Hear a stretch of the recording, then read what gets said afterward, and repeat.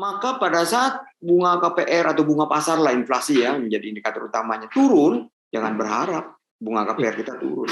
Tetap aja udah bagus, jadi bisa inflasi segala macam, bunga KPR baru bank itu juga turun. Jangan harap bunga KPR dari yang nasabah lama ini turun, naik juga bisa. Apalagi kalau naik lebih parah lagi. Oke, Pak Budi, saya tertarik dengan kemarin tulisan Bapak di Wake Up Call Pontan mengenai KPR bunga mengambang. Nah, ini ketika ekonomi setelah pandemi, bukan setelah pandemi, kita masih pandemi, tapi kayaknya ekonomi mulai menggeliat, tawaran-tawaran kredit juga mulai berdatangan. Nah, barangkali akan cukup banyak orang yang tertarik kembali untuk merencanakan kehidupan mereka, termasuk mengajukan aplikasi KPR. Nah, kemarin baca tulisan Bapak di Harian Kontan di kolom Wake Up Call itu, saya jadi teringat ini kayaknya menarik untuk kita sedikit gali sebentar ya. Siapa tahu berguna bagi pemirsa podcast Kontan TV Wake Up Call. Nah, mungkin Pak Budi bisa ceritakan sedikit pengalaman lagi, ceritakan lagi pengalaman Bapak ketika mengambil KPR waktu itu ya Pak. Silakan. Iya, jadi intinya adalah kalau kita mengambil KPR itu ya saat bunga rendah, ya pasti momennya yang terbaik adalah saat bunga rendah seperti saat ini. Dan tapi kita mengambilnya yang bunga tetapnya terlama selama mungkin yang kita dapat lah. Kalau bisa 5 tahun, waduh syukur sekali. Tapi biasanya sekitar 3 tahun. Tapi kalau pilihan seperti itu, mungkin kita cari yang 3 tahun, tapi ada cap-nya, ada atas setelah lewat 3 tahun. Katakan ada beberapa lah kalau nggak salah. Jadi istilahnya setelah masuk periode bunga mengambang, itu batasi. Misalnya kalau sekarang 6,5 ataupun 7, nanti dibatasi 9 atau 9,5. Nah itu cukup melindungi, ada proteksi. Nah kalau saya udah 3 kali mengambil KPR. Oh gitu. Dan yang pertama 5 tahun memang disetujui karena nilai amount-nya kecil dan juga permohonan saya 5 tahun disetujui dan waktu itu ya karena memang saya berusaha selalu menghindari periode bunga mengambang, jadi setelah 2 tahun saya lunasi. Itu untuk benar-benar untuk rumah pertama. Rumah kedua kalau nggak salah saya nggak ngambil KPR ya, tapi kemudian rumah pertama juga, kemudian waktu yang saya tulis itu adalah rumah untuk investasi sebenarnya. Jadi kalau bicara rumah ketiga ya. Dan ya harganya sangat miring. Jadi tidak lama saya setelah mengambil itu ya kalau jual langsung juga untung besar tuh ya karena memang harganya sedang butuh uang yang jual. Nah, jadi alot Pak saat itu ya karena ya dengan tidak disetujui permohonan saya 5 tahun, hanya disetujui 15 tahun, itu banyak biaya-biaya tambahan yang harus saya tanggung, salah satunya asuransi jiwa. Dan asuransi jiwa, ya lagi-lagi yang memilihkan adalah si kreditur bank itu. Nah, saran saya kalau ada yang berminat mengambil KPR, negosiasi itu mengenai, ya kalau bisa kita udah siapkan ya, bank asuransi jiwa dan asuransi kerugiannya. Karena ini bisnis other income buat bank, dia dapat komisi dari life insurance dan general insurance selain dari notaris. Nah, jadi saya udah tahu udah karena memang itu skill saya ya, saya menulis buku dan menulis artikel. Saya pernah punya kolom matematika keuangan ya, di Sindo setiap minggu Pak, setengah halaman. Iya, nah itu isinya itu bagaimana ini juga sebenarnya kalau Pak Hasbi dan kawan-kawan minat saya akan teruskan dengan artikel bagaimana melakukan refinancing. Ya, jadi kalau saya boleh cerita, nah yang itu pengalaman kedua Pak. Jadi pengalaman Pak Budi, mohon maaf. Nah sebelum berlanjut ke lebih jauh, mungkin buat pemirsa Kontan TV, Bapak bisa menjelaskan apa sih arti bunga mengambang dan bunga tetap tadi yang diceritakan Pak Budi, biar nanti sama-sama tahu konteksnya. Iya, jadi konsep utang dari bank kalau jangka panjang memang ya kita sih saya melihat fair kalau bunganya mengambang. Ya, jadi bunga mengambang dengan bunga tetap itu artinya pada saat katakan kalau bunga tetap itu 2 tahun atau 3 tahun pertama angsuran bulanannya tetap sesuai dengan kesepakatan awal yang ada di akad kredit. Misalnya saya terakhir mengambil lagi saya terakhir Pak mengambil namanya kredit pemilikan apartemen 2019. ya 2019. Nah itu kalau bunga tetapnya 3 tahun, maka selama 3 tahun itu ya tidak akan ada perubahan bunga dan angsuran menjadi tetap ya selama 3 tahun itu, berarti 36 bulan. Karena ciri daripada consumer finance ya, pembiayaan untuk individu itu pasti angsurannya bulanan lunasannya. Nah, jadi dengan kita menggunakan kalkulator finansial, juga Excel bisa, itu kita bisa hitung. Katakan terakhir itu saya mengambil kredit untuk apartemen itu 2,6 miliar, kemudian periodenya 5 tahun disetujui, kemudian bunganya kalau nggak salah 6,75% per tahun, sehingga per bulannya dibagi itu 6,75 dibagi 12, langsung aja kita masuk ke kalkulator, langsung kita compute angsuran itu dapat 51 sekian juta.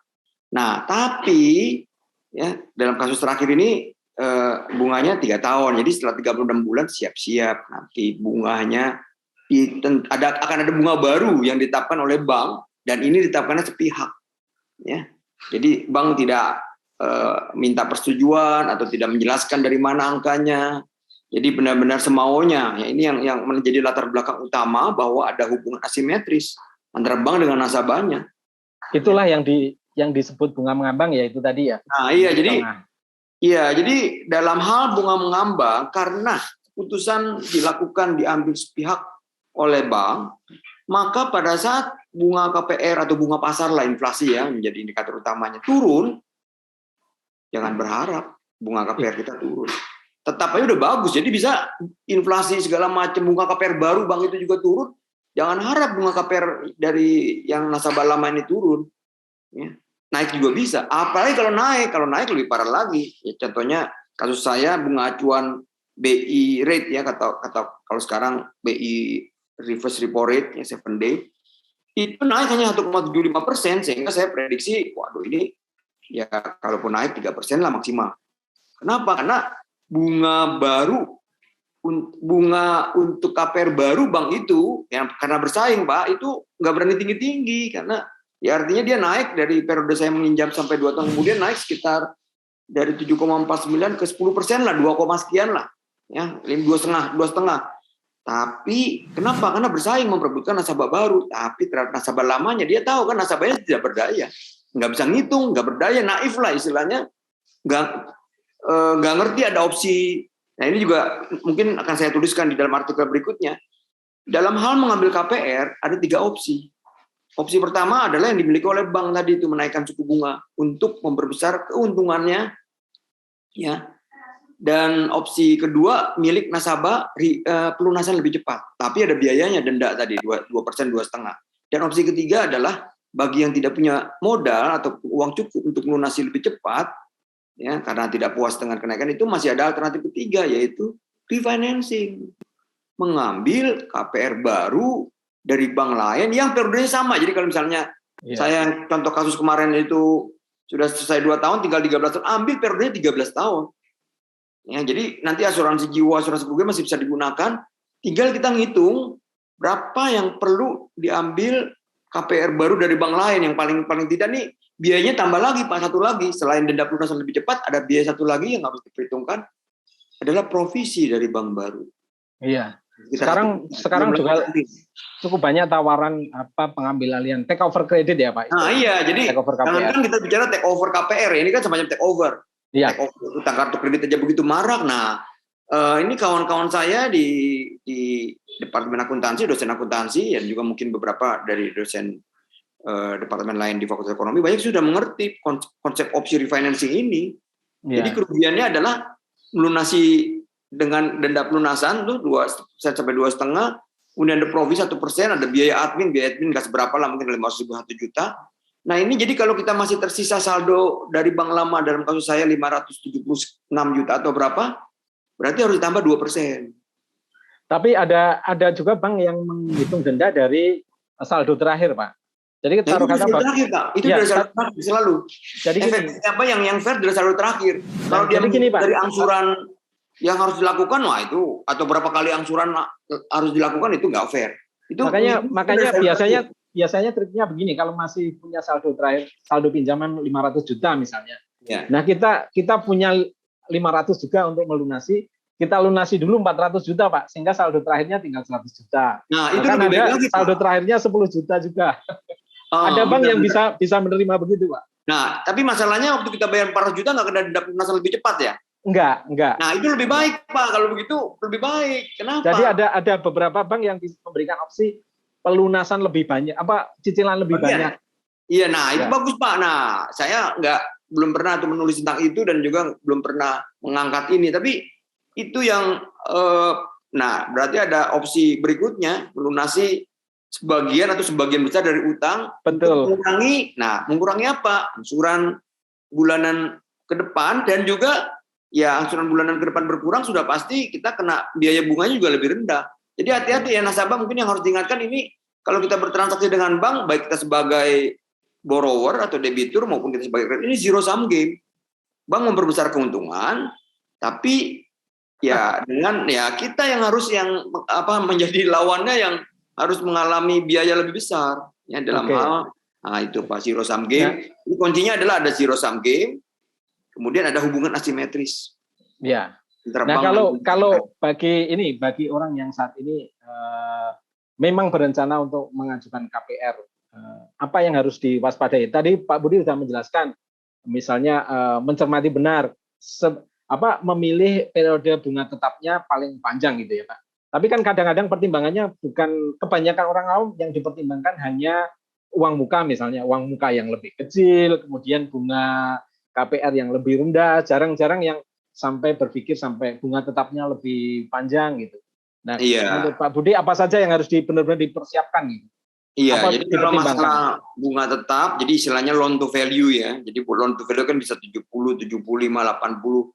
Nah, coba harus banyak-banyak cari informasi, karena sekarang yang namanya BPJS Ketenagakerjaan juga dia bingung Pak, ngelola dana banyak, dan sebagian dia akan tawarkan sebagai kredit pemilikan rumah untuk para nasabahnya ya, karena di tenaga kerja itu ya.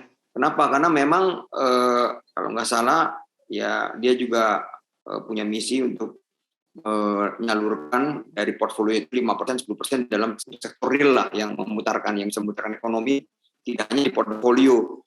Jadi kalau memang isu itu yang pertama kali berarti harus dilakukan shopping Pak. Mana nih yang bisa DP-nya paling kecil ya? 20, 25 itu lakukan pertama kali. Nah, setelah dapat ya sejumlah daftar bank yang memungkinkan kita hanya membayar DP 20 atau 25%, ya, jadi kita list di semua, ternyata ada nih sekitar 5 atau 10 bank yang memang memungkinkan kita meminjamnya sampai 80% yang loan to value-nya. Nah, silakan bandingkan. Nah, dalam membandingkannya, ya kalau yang memang sudah mengerti, ya pertama adalah bunga yang dikenakan, plus biaya-biaya lainnya, biaya provisi. Tolong cari juga informasi kalau mau lebih ini lagi ya, benar-benar lengkap ya, komprehensif, membandingkan biaya bukan hanya provisi, yang provisi umumnya mungkin sama 1%. Adminnya, biaya survei, kemudian biaya notaris, biaya asuransi, jiwa dan asuransi. Nah, jadi memang ya nggak mudah juga gitu, harus. Nggak mudah. Iya, nah kalau sudah dapat ini semua, nah mungkin tadi yang isu yang sangat strategis dan penting juga untuk diperhatikan adalah berapa lama bunga tetapnya ini. Karena kalau kita mengambil atau periode bunga tetapnya sedikit, berarti periode bunga mengambangnya nanti akan lebih lama. Siap-siap kita menjadi mangsa, menjadi nanti dikerjai oleh bank, dalam arti kita menerima keputusan yang diambil oleh bank secara sepihak. Yang berarti siap-siap akan ada kemungkinan dinaikkan tidak wajar. Ya, lebih sering kemungkinan itu terjadi. Kenapa kita harus mengantisipasi itu? Karena jangan lupa yang namanya bank ya, PT ya, dia punya visi, punya pokoknya motifnya itu adalah profit maksimisasi ya, ingin memperbesar laba bersih, EPS, supaya ya menyenangkan pemegang sahamnya, harga sahamnya naik dan sebagainya. Pemerintah juga nanti mungkin pada akhirnya pemerintah diam ya, pemerintah juga akan untung dalam arti pajak penghasilan yang distorkan. Tapi kan ya ini ya, saya sudah pernah menulis juga tuh, bank untung, nasabah sengsara ya. Jadi laba buat bank tapi derita buat si nasabah. Jadi makanya saham-saham bank termasuk saham-saham favorit ya Pak. Iya, dan bukan hanya favorit buat investor yang ini Pak ya, seperti kita retail, tapi juga buat investor strategis dari bank dari negara. Coba dari luar. Malaysia masuk begitu banyak, Singapura, bahkan Thailand, Bangkok Bank kan, bahkan Korea juga ada, ya. China coba. Sementara kita bandingkanlah bank-bank asing yang masuk ke Indonesia, katakan Singapura berapa bank masuk ke Indonesia, Malaysia berapa bank, kita punya jumlah yang sama nggak bank kita menembus pasar mereka? Ya, nah ini juga menarik Pak Hasbi. Jadi saya kebetulan ya pernah lah ketemu ataupun karena kebetulan dengan Pak Wimbo pernah menjadi penguji masuk S3 bareng-bareng, saya sebagai promotor, Pak Wimbo sebagai kopromotor. Kemudian juga Pak ini juga pernah ketemu di kantornya waktu Pak zamannya Pak Mulyawan Hadad. Ini ya sudah pernah saya lontarkan Pak, ini mestinya ada pembatasan Pak. Apakah persentasenya atau jumlahnya yang boleh masuk ke sini gitu? Ya. Kenapa? Karena maksud kita terbesar, semuanya tergiur. Cuman jawabannya adalah ya masalahnya justru kita berharap mereka membawa budaya culture mereka ke sini dengan spread rendah. Jadi artinya kita yang dipengaruhi ataupun terbawa oleh praktek di negara mereka gitu, artinya spread rendah di regional, spread mungkin ya di Asia Tenggara di bawah 3 kali ya, atau 3 sampai 4 itu maksimum. Itu harapannya. Ya selain ya memang capital intensif ya, perlu modal besar ya sih Bang. Tapi kan kenyataannya nggak ada tuh mereka membawa praktek itu, artinya spread turun, spread tetap kita yang terbesar. Jadi menikmati karena ya siapa sih nggak senang dengan keuntungan besar. Tapi kan ini zero sum game, Pak. Ya. Topik yang menarik untuk kita bahas di sesi lain khusus soal itu kali Pak ya. Oh iya itu Pak. Kalau bisa kita undang si ini nih, pejabat OJK nih bagaimana nih? Iya. Atau ekonom lah, pengamat yang lainnya lah. Karena ini menjadi menarik sekali gitu. Nggak imbang jadi. Kita kembali ke soal KPR Pak. Nah, perlu nggak mempertimbangkan gitu ya proyeksi misalnya. Oh ini kita kalau misalnya punya proyeksi ke depan bunga akan cenderung lebih rendah, ya oke lah, berarti bunga tetapnya pendek nggak apa-apa gitu. Kemudian kalau kita bisa menghitung dan memproyeksikan bahwa ke depan memang bunga akan naik lagi, ya kita cari bunga tetap dengan periode yang lebih panjang. Perlu sampai sejauh itu nggak bagi orang awam ketika mau mengajukan KPR, Pak? Ya, tentu itu bukan hal yang gampang dilakukan ya. Iya, balik lagi ke yang tadi masalah bunga tetap selama mungkin bunga mengambangnya. Nah, tadi saya lupa menyebutkan. Kita harus perhatikan juga, bandingkan juga ada cap-nya nggak pada saat bunga mengambang itu. Ya, cap. Nah, jadi kalau ada cap, katakan 2%, 2,5% atau 3% dari bunga yang saat ini, nah itu lebih kita ada proteksi atau lebih diuntungkan atau kita mestinya lebih sukai dibandingkan yang nggak ada cap gitu bebas. Oke, kembali ke antisipasi mengenai suku bunga, ya awalnya inflasi ya. Inflasi katakan 2 tahun dari sekarang, 3 tahun dari sekarang, walaupun susah ya, kalau setahun di muka mungkin lebih mudah. Nah, kalau kita rencananya mengambil KPR konvensional dengan konsep bunga mengambang, ini nggak begitu relevan, Pak.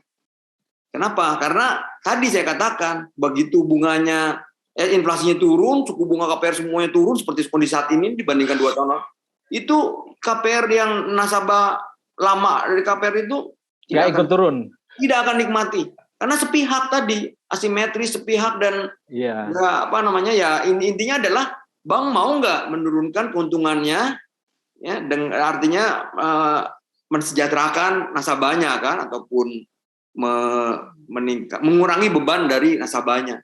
Nggak bersedia dia ya. Biarkan Anda ya, siapa suruh nggak paham mengenai opsi refinancing. Jadi tetap apakah nanti inflasi turun ataupun bunga bank juga ikut turun ataupun sebaliknya, itu nanti opsi menaikkan suku bunga itu ada di bank, dan bank pasti akan memilih strategi ataupun kebijakan keputusan yang menguntungkan dia sepihak tanpa memperhatikan nasabahnya. Jadi tapi ini relevan kalau kita membandingkan ya, jadi kita punya pilihan waktu di awal ini KPR konvensional atau KPR syariah. Nah ini Pak, menarik ya. Jadi kalau kita percaya bahwa suku bunga 2 tahun lagi, 3 tahun lagi setelah periode bunga tetapnya selesai itu akan naik, ambil KPR syariah. Karena dia sudah dikunci itu untuk 5 tahun sekian atau itu. Jadi, tapi kalau kita percaya suku bunganya sedang tinggi dan akan turun, Nah, sebaiknya kita ambil KPR konvensional, tapi dengan nanti kalau kita tidak menerima, tidak wajar, siap-siap melakukan opsi refinancing. Refinancing, Pak. Oke. Ya. Jadi isu berikutnya itu, Pak, bagaimana nih kita harus cerdas di dalam memilah atau membandingkan memilih KPR konvensional dengan KPR syariah, ada plus minusnya masing-masing. Iya. Jadi KPR syariah menjadi salah satu opsi yang menarik ya, Pak, ketika kita mempertimbangkan bunga mengambang gitu ya. Iya. Tidak terjebak berlama-lama gitu. Jadi alternatifnya pertama diputuskan dulu akan mengambil KPR konvensional, berarti membandingkan KPR konvensional dengan konvensional. Tapi kalau KPR konvensional dengan syariah, nah jadi pertimbangan itu masuk tadi tuh Pak. Pertimbangan kita prediksi 2 tahun atau 3 tahun ke depan suku bunga akan bagaimana gitu. Karena nanti kalau suku bunga akan turun, siap-siap bunga KPR baru akan turun. Nah, itu akan menarik, itu kita ambil sebagai refinancing. Iya. Cuma masalahnya kalau bagi masyarakat awam ya tidak mudah untuk memproyeksikan bunga 2-3 tahun ke depan, Pak ya. Susah, kita juga susah ya. Saya sering juga menjadi investor obligasi. Saya bilang kalau memprediksi inflasi setahun ke depan itu relatif mudah ya. Nah, tapi kalau udah lebih dari setahun begitu banyak uncertainty. Tapi memang yang tadi saya katakan bisa ini kan sama juga membongkar trik bank, melakukan refinancing. Ini lebih daripada literasi finansial atau literasi keuangan, Pak. Ini cerdas. Ya. Cerdas keuangan. Makanya saya bilang kalau target dari OJK hanya literasi sih, ya literasi cuma tahu ada produk ini, tahu instrumen ini, tahu itu sih ya tetap menjadi mangsa ya korban dari praktek perbankan kita yang tidak fair, asimetris dan zero sum game dan sebagainya itu. Oke. Terima kasih Pak Budi, perbincangannya menarik sekali. Nah, kita tetap tunggu. Saya dan teman-teman di Kontan tetap tunggu tulisan-tulisan Pak Budi di kolom wake up call ya, dengan topik-topik yang memberi insight lah kepada para pembaca, terutama para pembaca awam. Saya kira kali ini cukup sekian dulu. Kita mungkin bisa berbincang lagi di sesi-sesi yang akan datang.